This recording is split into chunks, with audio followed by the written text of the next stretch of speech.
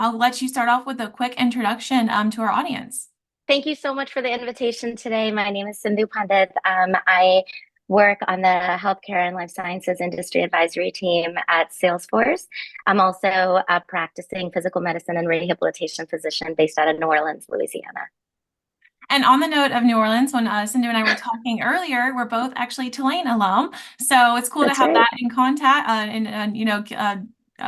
It's great. And then it's also Mardi Gras season there. So I'm sure that it's a lot of fun where you're at right now. Absolutely. And I hope everyone's getting a slice of king cake wherever y'all are. And on the topic of, like JP Morgan, all these different conferences and stuff, how do you perceive the current labor challenges in healthcare delivery sector? And what, in your opinion, are the primary obstacles faced in adequately caring for the community? Yeah, and this is such a tough question, Ansley, because I think all of us feel this from a very personal standpoint, because healthcare is one of those things that we will touch at some point in our lives.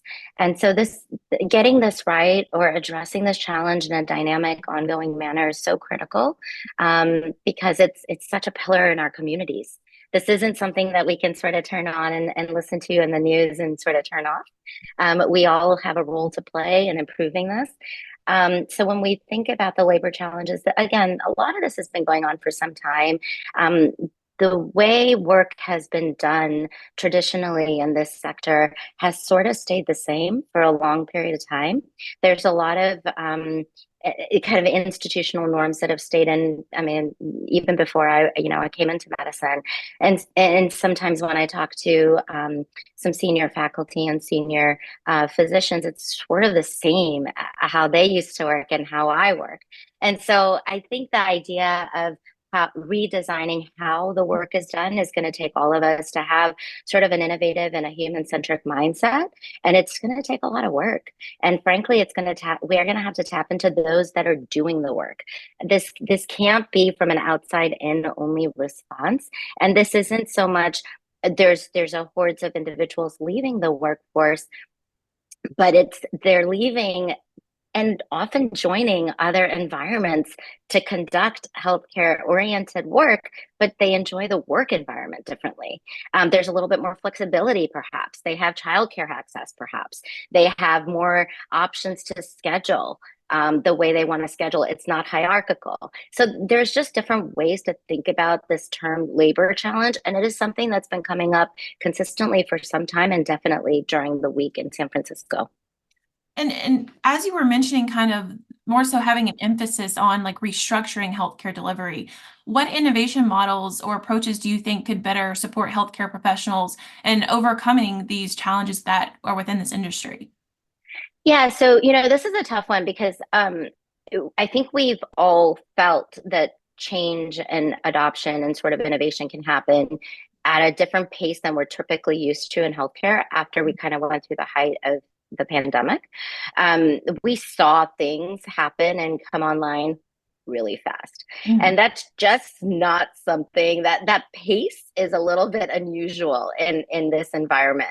So I think we have to, number one, be okay with trialing things and not I heard someone say death by committee, not allow things to just kind of sift through the should we, shouldn't we, how should we do it, who Mhm. should we try, but get better at trying and sort of evaluating different models and different aspects of a system and seeing what works.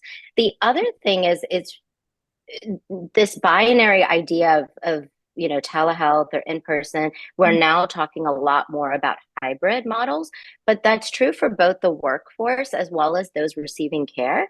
And so I think looking at how can we intelligently sift people into the right space at the right time, where can we apply that intelligence? Because right now that's a human decision. If Mhm. I'm saying, do you want a telehealth visit or do you want to come in person, and then I can say, oh no, for this I'll need actually for them to come in.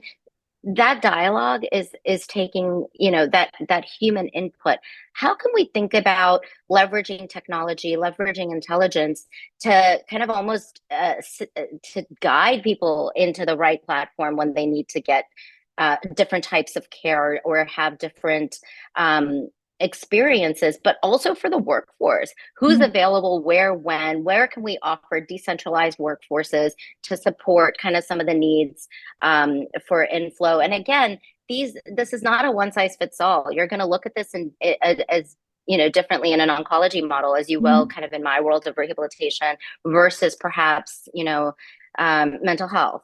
And I think it's allowing people to be people and thinking of them as individuals first, maybe health and wellness, and then disease state, and then sort of do the same model for workforce. Yeah, so it sounds like, there's so many different solutions out there, but they need to be more so tailored because not everything is a one size fits all, like you were saying. And so in that context of, developing healthcare solutions, it seems like there is a focus on not just having a solution, but also ensuring the validity of those outcomes. So how would you approach ensuring that the appropriateness and the validity of those outcomes within the healthcare delivery? Yeah, this is funny because I work at a tech company, but I often lead with it's not about the technology. It's about adoption. It's about outcomes. It's about sort of the impact you're having on the population you're serving. Mhm. So I think it comes to, if I may just say broadly, feedback loops. Having feedback loops in place saying, are you getting the outcomes, the impact that was intended by Mhm. the intervention and treatment, and let's even step back. What are we talking about when we say treatment these days? Mhm. It's no longer just a drug or a device per se. It can be programmatic, it can Mhm. be guidance, it can be support services. There's so many ways we can support those that we are actually caring for. And so when we think about that, what is that holistic impact we're trying to have?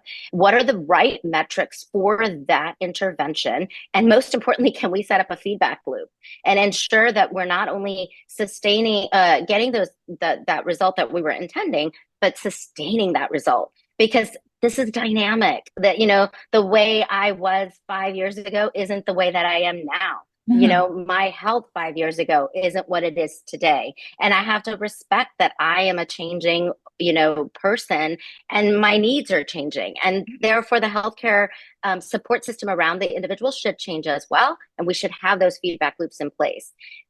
And if I may, coming back to your first point, Yeah. ensure that the workforce is adequately trained and empowered to keep up with that population as well. I love how you mentioned the fact about sustainability and also how this is like a consumer-centric delivery is Yeah. definitely a priority.